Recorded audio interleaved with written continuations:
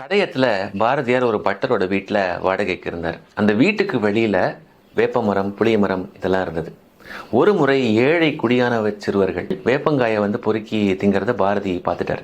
ஏன் இதை சாப்பிட்றீங்கன்னு அவர் கேட்க, அவங்க என்ன சொன்னாங்கன்னா, எங்களுக்கு வேற எதுவும் உணவு கிடையாது சாமி, அதனால இதை சாப்பிட்றோம் அப்படின்னாங்க.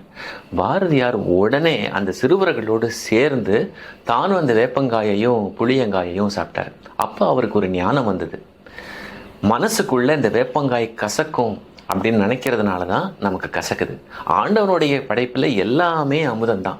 வேப்பங்காய் தித்திக்கும் அப்படின்னு நினைச்சா அது தித்திக்கும் அப்படின்னு சொல்லி ரொம்ப சந்தோஷமா வேப்பங்காய் புளிங்காய் தொடர்ந்து சாப்பிட ஆரம்பிச்சிட்டாரு.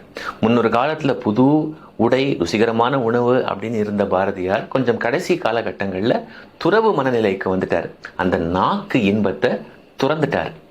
அந்த ஒரு மாற்றத்தை விளக்குற ஒரு சம்பவம் தான் இது.